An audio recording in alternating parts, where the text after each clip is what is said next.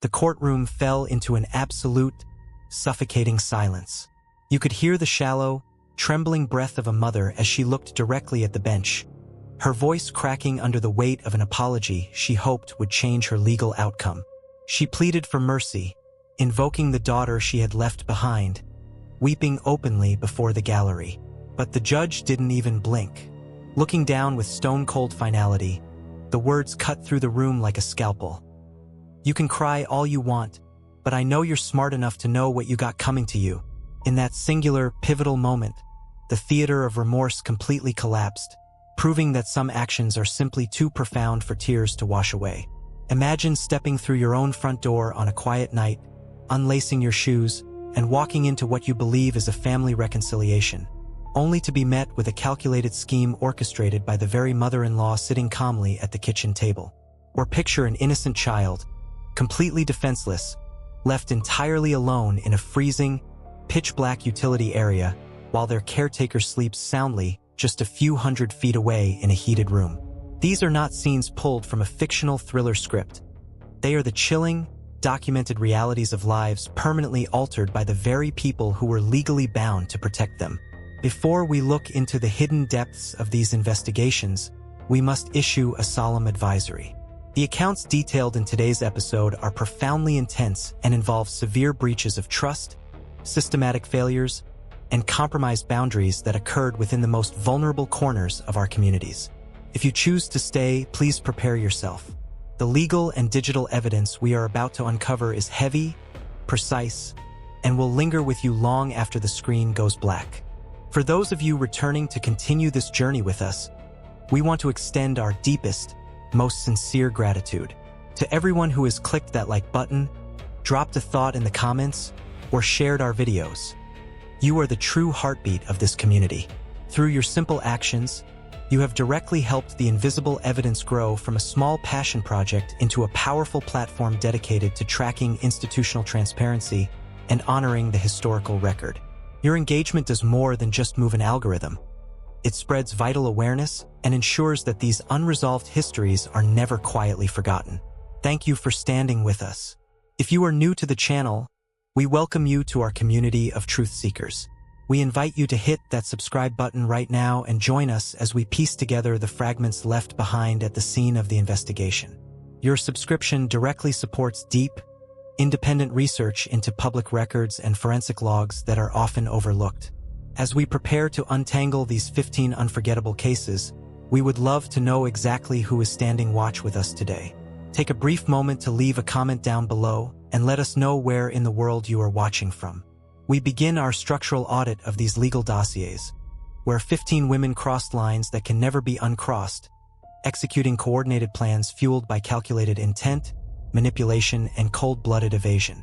Every detail has been meticulously verified through public records, cell tower location logs, and official court transcripts. Get comfortable, lock your perimeters, and pay close attention. Let us begin. Case 1. Our first file opens on September 16, 2022, in Bayshore, New York. The location is 5th Avenue, a standard residential stretch that, on this particular evening, became the center of a highly unusual surveillance operation. Linver Ortiz Pon, a 29-year-old asphalt worker, had just completed a grueling series of consecutive double shifts. Exhausted and unable to safely complete his commute, he pulled his red Chevrolet Camaro to the curb, turned off the engine, and fell asleep behind the wheel. He had no criminal record, carried no illicit cargo, and had no personal or professional ties to anyone on that street. He was simply a driver resting in a public space. From a nearby window, 23-year-old Kayla Alvarina observed the unfamiliar vehicle. Alvarina maintained a rigid, highly protective fixation on her property perimeter, viewing any unrecognized vehicle as an immediate territorial threat. Instead of contacting the Suffolk County Police Department or initiating a standard neighborhood inquiry, Alvarina chose to execute an independent tactical response. Rather than acting alone, Alvarina expanded her operational footprint by leveraging a closed network of 5 adolescent associates. Using encrypted messaging applications, she assumed the role of a central coordinator, issuing precise tracking commands to these minors. She instructed the group to establish a visual perimeter around the Camaro, monitor the driver's movements, and wait for him to wake up. When Linver Ortiz Pon finally started his engine and pulled away from the curb, the miners followed him in their own vehicles under Alvarina's explicit guidance. At a nearby intersection, they intercepted his car, forcing him out at gunpoint. They took control of the victim and his vehicle, transporting him to an isolated church parking lot, where the encounter was finalized with a firearm. The conspiracy collapsed not because of a lack of physical concealment, but because of a massive digital oversight. Immediately following the encounter, Alvarina used her personal mobile phone to access a commercial rideshare application. Digital billing logs later recovered by tech investigators proved a vehicle was dispatched directly to the church parking lot perimeter. Alvarina and her associates used this commercial ride to travel directly back to her residence on 5th Avenue, cementing a digital link between her home and the scene of the incident. Homicide detectives with the Suffolk County Police Department traced the vehicle's telemetry and extracted data from regional cell towers. By cross-referencing this location data with highway gas station security footage and localized residential cameras, investigators systematically identified all 5 minor accomplices. When confronted with the chronological data overlay, the alliance dissolved completely. Every single miner provided consistent, independent statements detailing Alvarina's command structure, confirming that she picked the target, directed the vehicle interception, and managed the post-incident transport log. Suffolk County District Attorney Raymond Tierney presented this technical evidence to the court, detailing how an ordinary citizen lost his life simply for parking on a public street, driven entirely by a defendant who weaponized adolescence to maintain absolute control over her neighborhood boundaries. On March 26, 2026, a Suffolk County jury returned a unanimous guilty verdict against Alvarina for first-degree murder, kidnapping, robbery, and conspiracy. On April 28, 2026, the court handed down a mandatory sentence of life in prison without the possibility of parole. At 23 years old, her digital footprints had permanently sealed her legal fate. Case 2.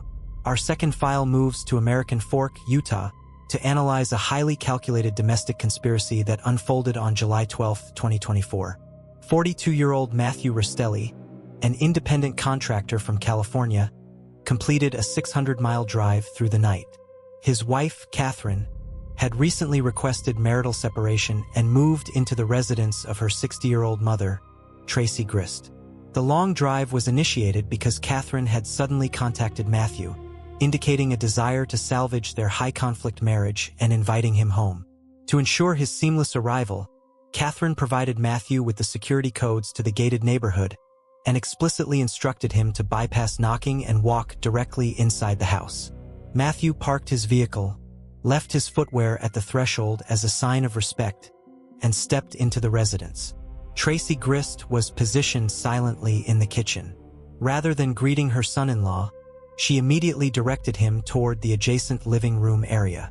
Within 60 seconds of his entry, Grist's son, Kevin Ellis, stepped out from a concealed position, armed with a firearm legally registered to his mother, and fired 7 times. Following the shooting, a critical chronological gap occurred. Emergency dispatch records proved that 8 full minutes elapsed before anyone inside the house dialed 911. During this operational window, a systematic staging of the crime scene took place. Responding officers found a highly specialized, rare knife placed directly into Matthew's non-dominant hand to simulate an active assault. Grist then transmitted a text message to an immediate neighbor stating that an intruder had entered with a blade and her son had been forced to protect the home. The American Fork Police Department and state forensic analysts systematically dismantled this self-defense narrative.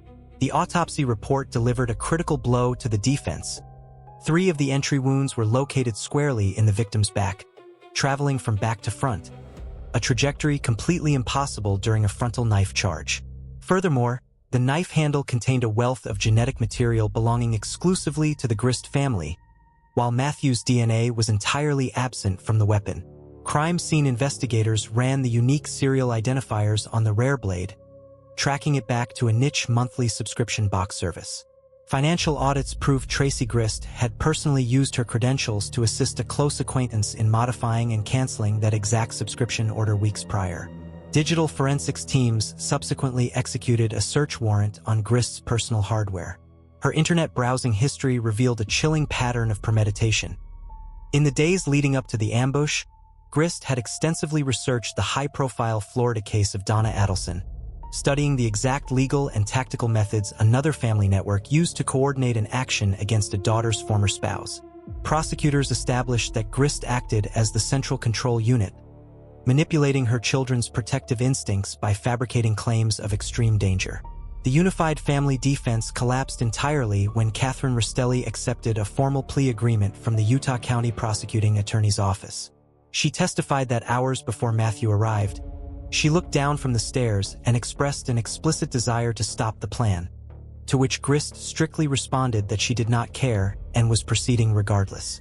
On April 21, 2026, a Utah jury deliberated for 5 hours before returning a unanimous guilty verdict against Tracy Grist for first-degree murder and conspiracy.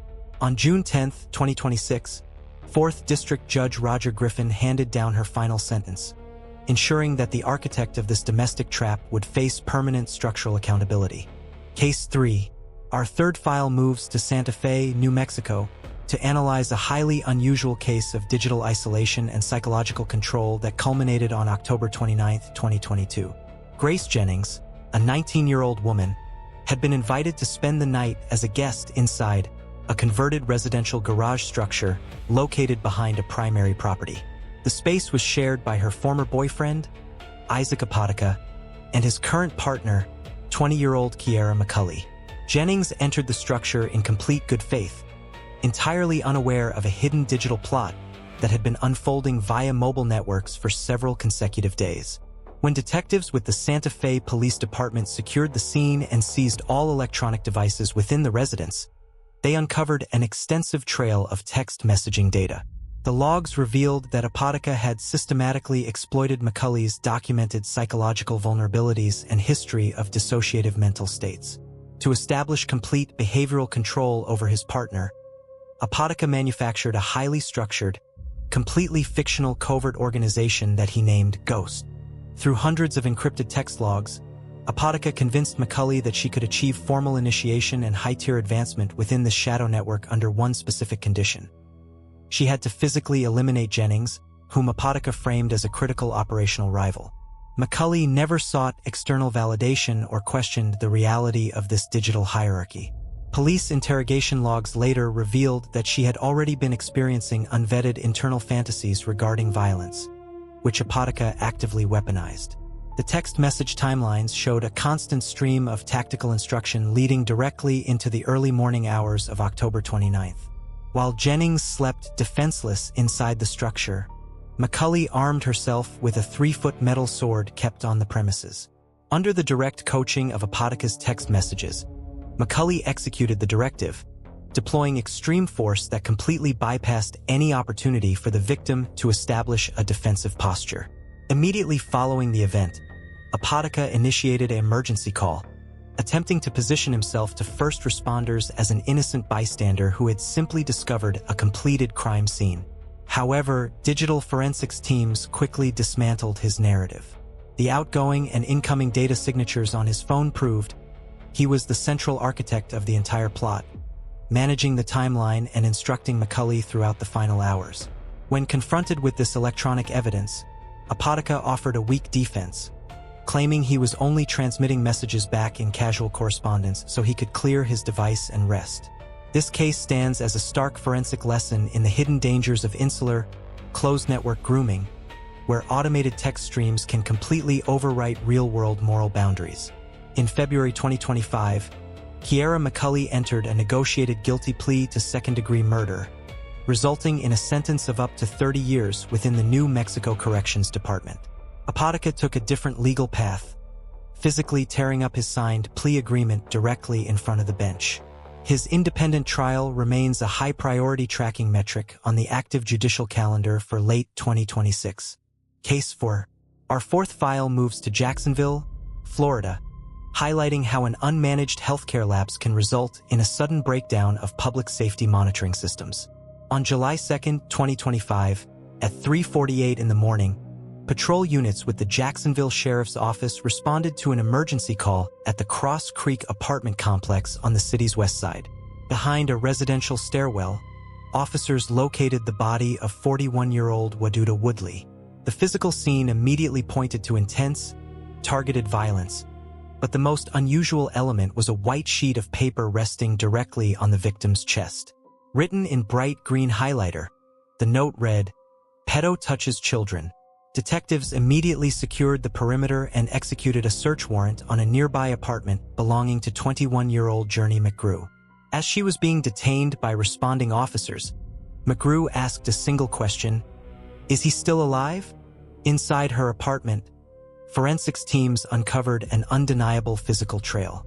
In the bathroom sink sat a standard household claw hammer caked in liquid blood. Scattered across the floor were blood-drenched apparel items and footwear, including pink rubber clogs and a black tank top. On the counter directly beside the sink, investigators located a notebook with loose-leaf paper and a green highlighter, both perfectly matching the material and ink profile used to construct the note left on the victim's chest. Digital forensics and behavioral analysts reconstructed the days leading up to the encounter to understand the motive. Investigators discovered that McGrew had known Woodley since she was 8 years old, during a time when he was dating her older sister. McGrew harbored internal, unvetted beliefs that Woodley had groomed and assaulted her during her youth, claims she had never reported to family or law enforcement. A comprehensive criminal database audit conducted by the Florida State Attorney's Office completely refuted the allegations on the note, confirming that Woodley had an absolute clean record with zero history of child exploitation offenses. The true systemic catalyst emerged through her medical and institutional records. McGrew had previously been diagnosed with severe bipolar disorder and post-traumatic stress disorder. However, months prior to the incident, an abrupt administrative termination of her health insurance coverage caused a complete cutoff from her mental health monitoring network and prescription pharmaceutical access. Left entirely unmedicated, her condition rapidly deteriorated into severe paranoia, leading her to believe cars were actively tracking her movements. On July 1, 2025, McGrew sent a highly calculated text message to Woodley, claiming she had been experiencing mutual romantic fantasies to lower his guard. When Woodley arrived at the apartment complex under the impression it was a consensual meeting, McGrew waited until his back was turned, striking him repeatedly with the hidden hammer before dragging his body to the public breezeway. She then removed the bathroom sink drain plug to wash the weapon, later hiding the blood-stained component in her bedroom to disrupt the physical evidence collection. This case stands as an educational lesson in the hidden dangers that arise when critical psychiatric support structures collapse within low-income housing perimeters, highlighting the necessity of continuity in social safety tracking. In December 2025, Journey McGrew entered a guilty plea to second-degree murder and tampering with physical evidence. Her formal sentencing and final disposition hearing concluded before a Florida court on April 30, 2026, delivering legal closure to a scenario born from structural failure. Case 5. Our fifth file moves to Coos Bay, Oregon, to expose how vulnerabilities in family court custody monitoring and financial security frameworks can allow a calculated plot to cross international borders. On August 2, 2021, at 3:15 in the morning, two unidentified men breached the residence of Dr. Craig Jackson, a Navy veteran and practicing physician. Dr. Jackson had recently attempted to rebuild his personal life following a highly contentious, bitter divorce.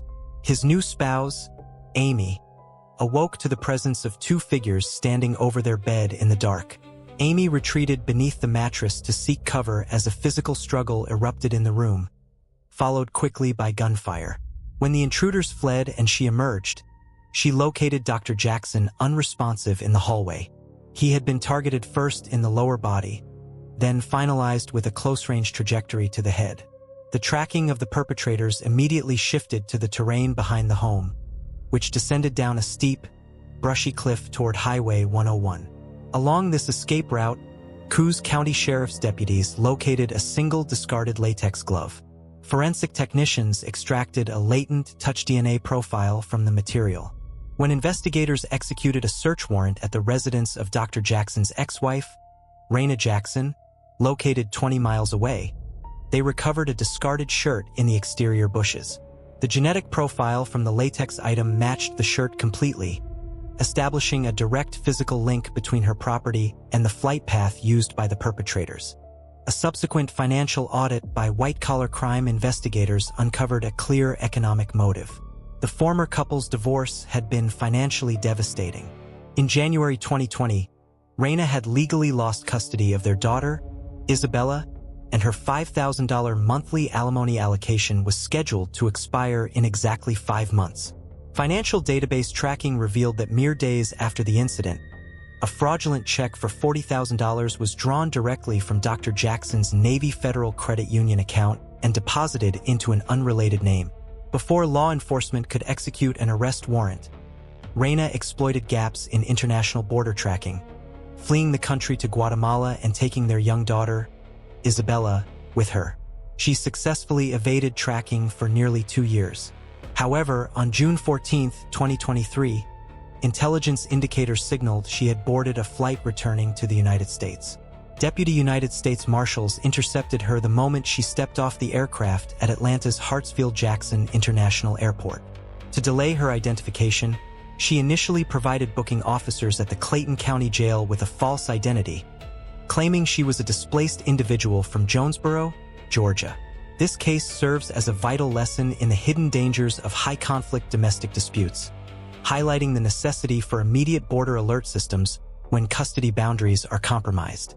Following a comprehensive 3-week trial featuring exhaustive DNA and banking logs, a Coos County jury convicted Reina Jackson of second-degree murder on April 24, 2026. The court handed down a mandatory life sentence requiring her to serve a strict 25-year absolute minimum carceral block. The identity of the 2 hired individuals who navigated the physical scene remains an active investigation file, while Isabella remains permanently insulated from her paternal family network. Case 6.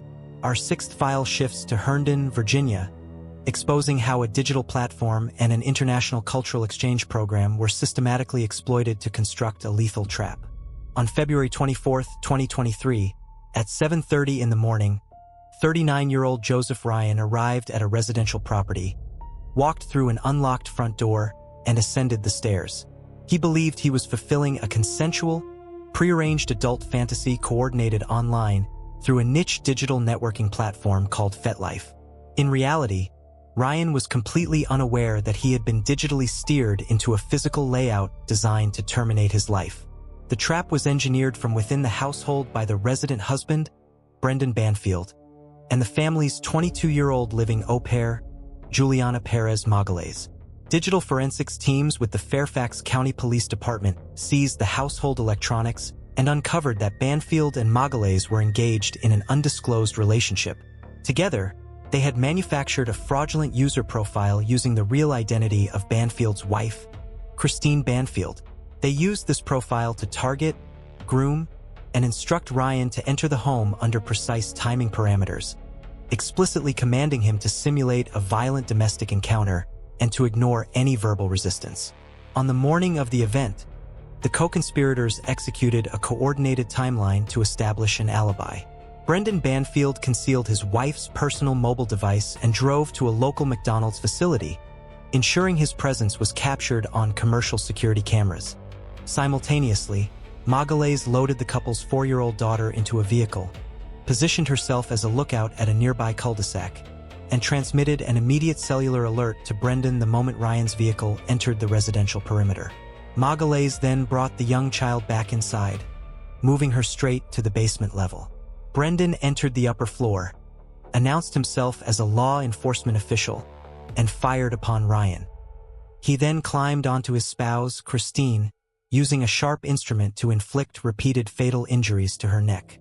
When Magalhaes ascended the stairs and observed Ryan still moving on the floor, she produced a secondary weapon and discharged the final round.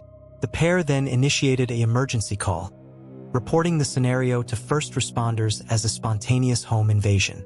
The fabrications held for 8 months until digital forensics teams reconstructed the underlying cellular data networks. Device location mapping, IP address tracing, and the recovery of hidden application metadata proved the FetLife profile was operated entirely from hardware belonging to the husband and the au pair. This case delivers an educational lesson regarding the hidden dangers of unverified digital communication, highlighting how online platforms can be manipulated to compromise domestic perimeters without any physical indicators of risk. In September 2024, facing capital charges and permanent incarceration, Juliana Perez Magalhães broke her silence, delivering a comprehensive confession to the Fairfax County Prosecuting Attorney's Office.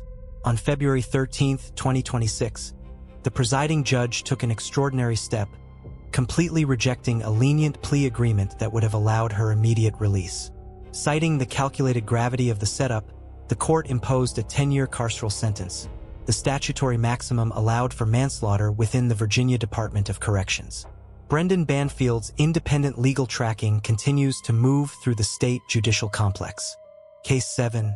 Our seventh file moves to Moorhead, Minnesota, to analyze a profoundly instructive case regarding the critical importance of neighborhood vigilance, reporting protocols, and the dangers of unregulated childcare networks. On March 18, 2024, emergency dispatchers received a 911 call from an apartment complex on Bellesley Boulevard. The caller reported an acute choking emergency involving a 3-year-old child, Easton James Durangic, claiming he had taken a sip of water, coughed violently, and lost consciousness. When paramedics arrived, they located the child completely unresponsive. Easton was rushed across the state line to Sanford Hospital in Fargo, where medical staff pronounced him deceased less than 2 hours later. A subsequent forensic pathology audit by medical examiners immediately invalidated the choking narrative. The autopsy revealed a staggering total of 28 distinct blunt force trauma markers distributed across the child's face and body. More critically, the medical examiner identified the primary cause of the collapse as a severe internal abdominal injury that had completely perforated his bowel 48 hours prior to the emergency call. Toxins had been slowly leaking into his system, triggering an unmanageable infection. The subsequent investigation by the Moorhead Police Department uncovered a multi-layered failure within the local protective perimeter.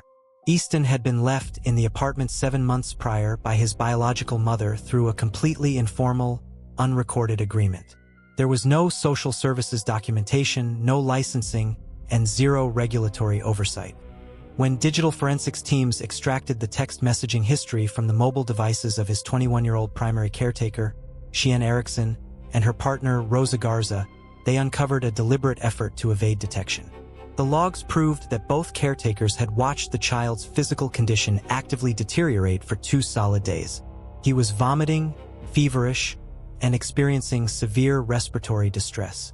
The text threads explicitly confirmed that Erickson and Garza chose to completely withhold medical intervention because they knew hospital staff would instantly see the extensive physical markers on his body and contact law enforcement. The most disturbing systemic breakdown, however, extended beyond the apartment walls. Investigative interviews revealed that over those 7 months, at least 7 different adults had visited the residence, visually observed the severe bruising and trauma markers on the child, and chosen to walk away without making a single report to protective agencies. This case stands as a powerful educational lesson in the hidden dangers of informal childcare networks and the catastrophic reality of the bystander effect. It underscores a vital takeaway for parents and communities. Child safety requires absolute adherence to structured, vetted care providers, clear boundaries, and an unyielding commitment by neighbors to report visible signs of harm immediately. The legal resolution brought firm accountability to the residents. Co-defendant Rosa Garza entered a guilty plea to second-degree murder and received a 20-year sentence. On April 7, 2026, Cheyenne Erickson officially withdrew her initial not guilty plea, admitting to second-degree murder. On May 20, 2026, Judge Tammy Merkins sentenced Erickson to 15 years in state prison. Under Minnesota law, she is bound to a 10-year absolute minimum carceral block before she can be considered for supervised release, finalizing a case that forced an entire community to re-examine its collective responsibility toward the vulnerable. Case 8. A specialized housing structure on a quiet residential block in New Rochelle, New York, became the focal point of an extensive multi-agency investigation that forever changed how local social networks monitor high-risk adults. The case centered on 27-year-old Ketta Morton, a trusting individual living with significant developmental and cognitive disabilities.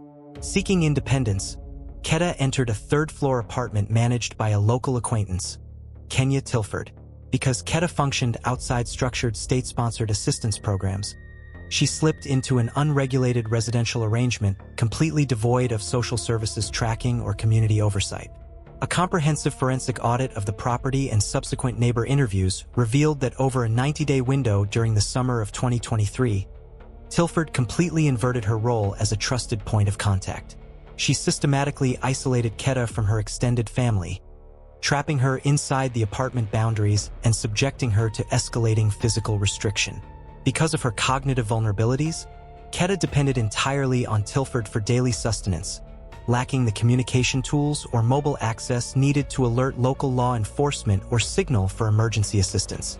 The concealment ended in late 2023 when Tilford deployed physical restriction methods that resulted in fatal asphyxiation.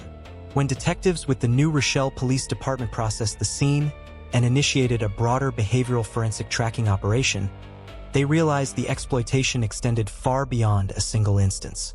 Investigators successfully located 2 additional surviving individuals who possessed similar cognitive dependencies and had previously managed to escape that exact same apartment perimeter. Financial records and digital timelines prove Tilford operated a calculated pattern of targeting independent adults with intellectual disabilities, utilizing psychological coercion to seize control of their personal resources and legal documentation. This dossier delivers a critical public safety takeaway regarding the hidden dangers faced by neurodivergent individuals within private, unmonitored housing structures. It emphasizes an absolute necessity for families, educational centers, and community advocates to maintain active, unannounced validation checks and structured protective networks, ensuring high-risk adults remain connected even when no obvious institutional red flags are visible. The trial presented the Westchester County Court with weeks of dense forensic pathology data, digital device timelines, and the crucial, direct testimony of the surviving individuals. On March 20, 2026, the jury returned a unanimous guilty verdict against Kenya Tilford on all 18 counts of the grand jury indictment, including murder, unlawful imprisonment, and financial exploitation. On April 23, 2026, Judge George Fufidio finalized the case, handing down a definitive sentence of life in prison without the possibility of parole, paired with permanent protective mandates to ensure the safety of the surviving witnesses. Case 9. A midnight emergency call originating from a highly isolated stretch of Highway K-42 in rural Monona County, Iowa, exposed the critical vulnerabilities of living in geographically remote zones where law enforcement response windows are inherently delayed. On March 15, 2025, 33-year-old Veronica Klug contacted dispatchers, asserting that she had been forced to deploy a household tool in an act of absolute self-defense against her partner, 38-year-old Justin David Luth. Because the property sat miles from the nearest patrol hub, first responders took critical minutes to navigate the dark rural routes, arriving to find Luth completely unresponsive on the kitchen floor. Klug maintained a rigid narrative to the Monona County Sheriff's Office, claiming that an aggressive confrontation had left her backed into a corner with no viable method of escape. However, because the remote setting lacked third-party witnesses or external surveillance networks, investigators turned entirely to advanced physics and spatial reconstruction. Special agents with the Iowa Division of Criminal Investigation deployed high-resolution laser scanners to map the exact structural layout of the kitchen. The resulting digital data model completely dismantled the self-defense framework. Forensic analysts tracking the biological fluid distribution patterns proved that the impact occurred while the victim was in a compromised, non-aggressive posture. Furthermore, the internal trajectory analysis of the wounds demonstrated that the tool was swung from an elevated, offensive position rather than a defensive, low-angle retreat. The physical geometry of the space proved that Klug had clear, unblocked paths to exit the room entirely, completely invalidating the claim that she was physically trapped. This case delivers a profound educational takeaway regarding intimate partner dynamics in isolated rural areas, where the lack of immediate proximity to emergency services can cause domestic arguments to escalate rapidly. It underscores the vital importance for rural communities to establish distinct safety boundaries, early behavioral intervention programs, and accessible support networks that do not rely solely on real-time emergency response. The legal proceedings focused heavily on this spatial mapping data, presenting the jury with undeniable physical science over conflicting emotional testimonies. In March 2026, a Monona County jury rejected the absolute acquittal sought by the defense, while also steering away from first-degree premeditation, returning a verdict of second-degree murder. On May 15, 2026, the court finalized the tracking on this file. Klug received a 50-year carceral sentence carrying a strict mandatory 35-year parole restriction, ensuring long-term institutional accountability for a scenario exposed by forensic physics. Case 10. A public parking facility on North Macy Street in Fond du Lac, Wisconsin, became the scene of a rapid daytime escalation that exposed the dangerous intersection of street-level pharmaceutical networks and adolescent opportunism. On February 13, 2024, 26-year-old Ashley and Chow arrived at the location to conduct an illicit transaction involving 57 prescription opioid units. Waiting at the perimeter were 18-year-old Annika Trudel and her co-conspirator, Dawson Miller. The duo had no intention of purchasing the pharmaceutical units. Instead, they had coordinated a swift, unweaponized robbery to seize the contraband without financial exchange. The encounter tracking logs show the plan fell apart within seconds of physical contact. As Chow sat in the driver's seat, Trudel lunged forward, reaching completely through the open driver's side window to wrestle control of the items. Desperate to break free from the containment, Chow depressed the accelerator. A witness positioned in an adjacent commercial building provided detailed visual statements to responding units, describing the vehicle abruptly lurching forward while Trudel was still physically entangled with the window frame. The Fond du Lac Police Department utilized advanced vehicle telematics and onboard computer diagnostics to reconstruct the vehicle's final flight path. The data proved that the sudden acceleration caused Chow to lose absolute control of the steering mechanics. The vehicle careened out of the parking perimeter and struck a utility pole at high velocity. When emergency responders breached the smoking wreckage, they located Chow unresponsive from the severe impact forces. Looking into the rear passenger compartment, officers discovered an incredible operational detail. Chow's 3-year-old child was buckled into a safety seat, physically uninjured but completely exposed to the entire event. Detective Nick Hahn spearheaded the subsequent interrogation strategy, confronting Trudel and Miller with the electronic vehicle telemetry and third-party witness logs. Under the pressure of the recorded data, Detective Hahn secured comprehensive video admissions detailing how a low-tier street robbery was actively planned and executed. This dossier highlights a critical systemic breakdown regarding active drug-seeking minors, serving as an educational lesson for parents, schools, and community leaders on the necessity of early behavioral intervention and sharp boundaries to prevent youth from slipping into illicit parallel economies. Fond du Lac County District Attorney Eric Toney drove the prosecution through the state judicial system, structuring a severe multi-count accountability framework. Miller received a 30-year carceral term for his role in the felony murder layout. Trudel chose to bypass a full trial, entering a formal no-contest plea to charges of first-degree reckless homicide and armed robbery. On May 21, 2026, the court handed down its final determination, sentencing Trudel to 35 years in state prison, to be followed by 20 years of strict extended community supervision. Case 11, an isolated residential property on Thunder Road in Perry, Maine, became the starting point for a complex legal battle that would ultimately reshape the boundaries of acceptable forensic science across the entire state. On April 21, 2022, Samuel Neptune arrived at his sister's home, stepping into a heavily disrupted interior. Inside, he located the unresponsive body of 43-year-old Kim Neptune.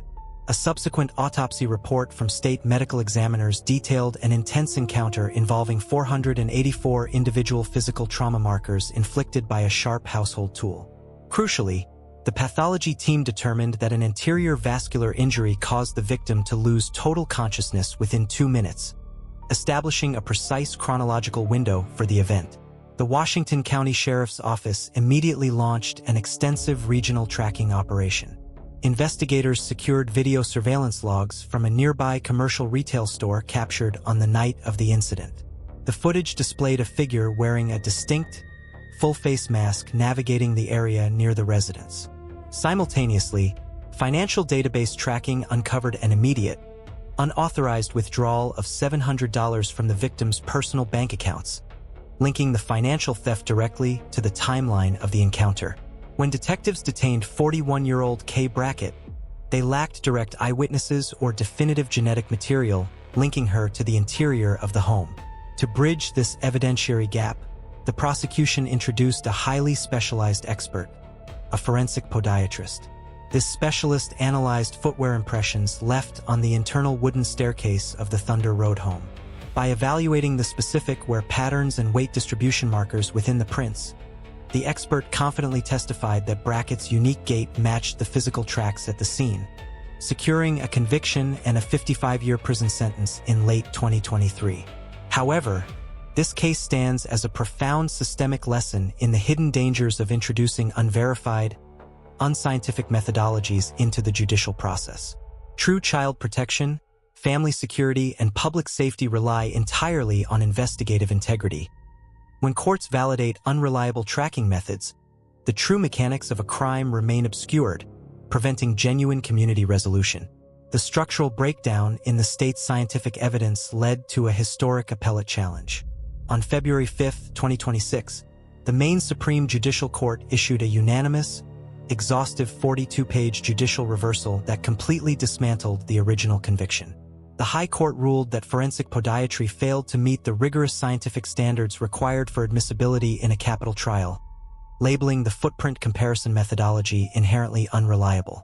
Furthermore, the justices sharply criticized the prosecution's loose characterization of the track evidence to the jury. With the initial conviction legally invalidated, the state Supreme Court ordered a total structural trial reset, placing the case back at the absolute beginning of the legal process.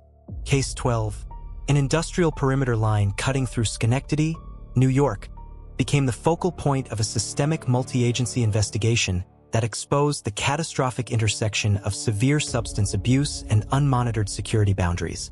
On March 9, 2024, following an intense domestic dispute, 24-year-old Persia Nelson abruptly exited a local residence.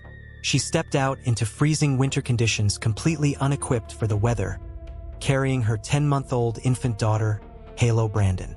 She possessed no winter apparel for the child, no stroller, and no safety supplies, drifting into a state of extreme geographic disorientation. Instead of navigating toward a safe shelter or residential zone, Nelson wandered directly into a dense, frozen wooded swamp area bordering the high-security General Electric industrial campus. Driven by an unmanaged internal crisis, she scaled a security fence, breaching the perimeter of the heavily fortified facility. Automated thermal tracking logs and closed-circuit security cameras later reviewed by investigators showed her navigating deep into the industrial property, passing massive operational structures. As she moved through an unlit utility section, Nelson dropped the 10-month-old infant directly into a subterranean concrete drainage pipe before continuing onward alone. Hours later, plant security personnel located Nelson sleeping inside a climate-controlled infrastructure utility shed on the far side of the campus. When questioned about the location of her child, she provided disoriented, conflicting statements, prompting an immediate mobilization of the Schenectady Police Department and regional search teams. For nearly 12 hours, rescue personnel navigated the vast industrial grid. At 12:30 in the afternoon on March 10th, search teams finally located the infant inside the dark utility pipe, where prolonged exposure to the freezing winter environment had proven completely unmanageable for the child's system. This dossier delivers a critical public safety lesson regarding the hidden dangers of unmonitored industrial boundaries bordering residential areas, highlighting how easily a vulnerable child can be lost when public perimeters lack active, real-time intervention systems. It underscores the vital necessity for industrial facilities to synchronize their physical security barriers with active emergency response triggers when an unauthorized breach occurs. The state judicial complex pursued a framework of absolute accountability, presenting the court with undeniable time-stamped video evidence and thermal tracking maps. On October 16, 2025, a New York jury completely rejected arguments of accidental disorientation, convicting Nelson of second-degree depraved indifference murder. On February 2, 2026, Judge Matthew Sipniewski finalized the tracking on this file, applying the absolute statutory maximum sentence of 25 years to life in a state maximum security infrastructure facility. Case 13.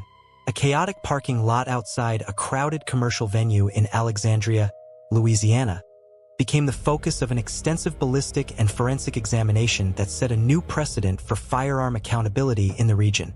On June 5, 2021, a packed crowd gathered at a local establishment on 3rd Street to watch a live musical performance by artist Leon Chavis. During the high-energy event, an accidental physical collision occurred on the dance floor, triggering a rapid verbal dispute between patrons. Instead of being successfully de-escalated by staff or contained by the venue's entry gate security, the hostility intensified and spilled out into the adjacent public parking lot. Amidst the growing confrontation, 28-year-old Kendra Walker interjected herself into the dispute, pulling a concealed firearm from her apparel. Standing nearby was 26-year-old Makelia Rasha Bush-Williams, who, along with witnesses Shunvika Bush-Williams and Yundria Carter, was actively attempting to defuse the situation by pulling her family members away from the active fight. Walker raised the weapon and discharged a single round, striking Williams at close range before fleeing the commercial perimeter. During the subsequent legal proceedings, the defense mounted a high-risk strategy, asserting that the firearm had suffered a spontaneous mechanical failure and discharged accidentally as Walker was waving it to clear space. To resolve this claim, the state introduced exhaustive testimony from renowned forensic pathologist Dr. Christopher Tape. Dr. Tape presented a precise anatomical and ballistic trajectory reconstruction to the court. By mapping the entry angle and analyzing the internal mechanics of the recovered weapon, Dr. Tape systematically proved that the firearm's internal safety features functioned perfectly. The ballistic evidence conclusively demonstrated that the weapon could not have fired due to a drop, a jar, or a mechanical slip. It required deliberate manual trigger depression under significant physical force. This case delivers a critical public safety lesson regarding the hidden dangers of unvetted security protocols at high-capacity commercial events. It underscores a vital takeaway for venue owners and local municipalities. Preventing public tragedies requires absolute, uncompromising screening at all access perimeters to ensure weapons can never breach a shared community space. The Alexandria Police Department's technical evidence and Dr. Tape's forensic clarity secured a total victory for the prosecution. In December 2025, a Louisiana jury found Walker guilty of second-degree murder. On February 1, 2026, the presiding judge applied the state's mandatory statutory penalty, sentencing Walker to life imprisonment at hard labor without the possibility of parole, probation, or suspension of sentence. Seeking to overturn the verdict, Walker's legal team filed an expedited challenge, but on April 23, 2026, the Louisiana Third Circuit Court of Appeal officially denied the petition, cementing her permanent separation from the community. Case 14. An unassuming residential property on French Place in El Paso, Texas, became the focal point of a highly sophisticated ballistic reconstruction that completely dismantled a carefully staged domestic narrative. On December 27, 2023, patrol units with the El Paso Police Department arrived at the Lower Valley home to find 43-year-old Jose Luis Avalos Reyes deceased on the floor. Standing inside the residence was his partner, 43-year-old Luz Elena Martinez, who immediately initiated a self-defense framework, claiming she had been forced to deploy a firearm to protect herself from an imminent physical assault. Because the household had an absolute clean record with zero history of prior domestic disturbance calls or law enforcement intervention, detectives with the Crimes Against Persons Unit relied entirely on physical science to verify her claims. Forensic technicians conducted an exhaustive internal ballistic trajectory reconstruction and a comprehensive biological fluid spatter audit of the room. The scientific data delivered a definitive blow to the defense. The angle of the entry wounds proved the projectiles traveled along a downward path that was completely inconsistent with a standard upright defensive stance. Furthermore, the precise positioning of the recovered weapon and the distribution of blood spatter proved that Reyes was caught entirely off guard, targeted during a surprise ambush while in a non-aggressive, compromised position. As investigators unraveled the scene, the true behavioral motive emerged. Digital forensics teams extracted communications proving that Martinez had recently discovered evidence of an extramarital relationship. Driven by this discovery, she meticulously planned a retaliatory action within the home, utilizing the domestic setting to lower the victim's guard before executing the plot. Realizing the forensic evidence was closing in, Martinez attempted to evade tracking, but her flight was cut short on March 11, 2024, when the United States Marshal Service located and executed a felony arrest warrant. This case stands as a powerful public safety lesson regarding the hidden nature of intimate partner violence, demonstrating how severe personal conflicts can escalate to extreme levels behind closed doors without any prior external indicators. It underscores a vital takeaway for communities on the necessity of providing accessible, confidential mediation and behavioral health resources to safely resolve relational fractures before they cross a line of no return. The overwhelming clarity of the spatial and ballistic evidence left the defense with no viable path to acquittal at trial. In May 2026, Luz Elena Martinez entered a formal guilty plea to murder charges before a Texas state court. The presiding judge finalized the tracking on this file by handing down a definitive 20-year carceral sentence within the Texas Department of Criminal Justice, closing the book on a case solved by forensic physics. Case 15. A heavily fortified housing sector inside the Fort Riley military installation in Kansas became the focal point of a major federal investigation that highlighted the unique legal and psychological complexities of domestic tracking within military boundaries. On February 19, 2024, an intense, escalating verbal dispute erupted inside an on-base residential unit between Specialist Greg Skay and his 32-year-old wife, Margaret Skay. The argument rapidly breached a point of no return when Margaret produced a personal firearm, raised the weapon, and discharged a single projectile at close range directly into her husband's face, causing instantaneous, fatal trauma. Because the incident occurred entirely on active military property, jurisdictional control immediately shifted away from local state authorities to the United States Army Criminal Investigation Division, known as CID. Federal agents secured the perimeter and executed a comprehensive technical sweep of the home, extracting digital device logs and communication histories to map out the hours leading up to the event. While the ballistic evidence left no doubt about the physical mechanics of the shooting, the defense attempted to construct a narrative of accidental discharge during a chaotic, mutual physical struggle. The federal prosecution completely dismantled this defense framework by introducing an invaluable, heartbreaking layer of direct evidence. Present inside the room throughout the entire confrontation was the couple's 9-year-old daughter, Sedona Skay. Specialized juvenile forensic interviewers meticulously secured structured, non-coerced video statements from the child. Sedona provided a precise, unwavering chronological account of the incident, testifying that her father was in a stationary, non-threatening posture when her mother deliberately aimed and deployed the weapon. This direct eyewitness testimony transformed the case, providing the federal court with undeniable clarity regarding the intentional nature of the act. This final dossier delivers a profound public safety lesson regarding the hidden patterns of domestic escalation within military communities, where unique environmental pressures can intersect with the immediate availability of firearms. It underscores a vital takeaway for defense infrastructure and community networks. Safeguarding juvenile dependence requires active on-base behavioral support, clear reporting channels, and immediate intervention structures that can safely de-escalate high-conflict households before children are forced to witness irreversible actions. The combination of advanced forensic tracking logs and the child's powerful testimony left the defense with zero room for maneuver before the bench. On February 14, 2025, a federal jury returned a unanimous verdict, finding Margaret Skay guilty of assault resulting in death and the deployment of a firearm during a violent offense. The federal judiciary finalized the tracking on this final dossier by handing down a severe 293-month carceral term, ensuring her long-term placement within the Federal Bureau of Prison System and concluding our systematic forensic audit of 15 cases where the lines of protection were permanently broken. 15 cases.